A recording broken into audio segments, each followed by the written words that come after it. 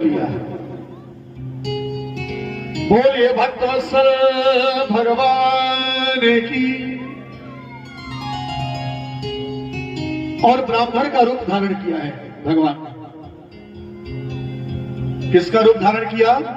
ब्राह्मण का। और राजा जरासंध के यहां मगध राज्य में पहुंच जाते हैं भगवान। और भगवान ने जाकर के दरवाजे पर जो है राज्य सभा के दरवाजे पर खड़े हो गए।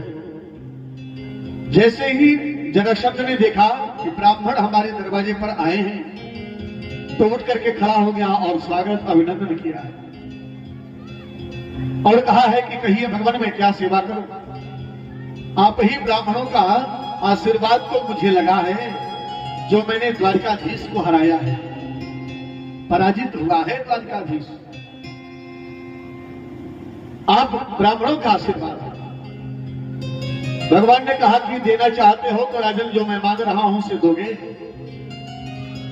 कहा कि हाँ हाँ मांगो महाराज, क्या मांगना चाहते हो?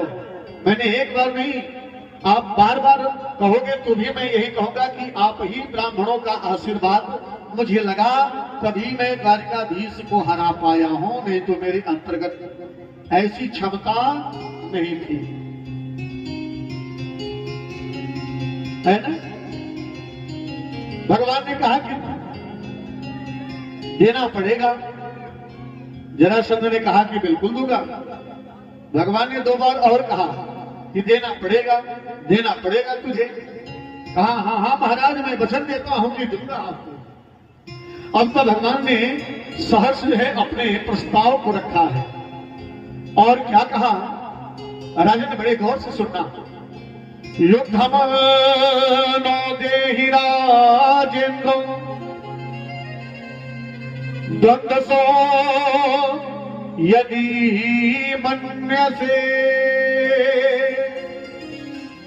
युद्धार्थिनो वयमो प्राप्ता राजन्या नान्यकांक्षिणः।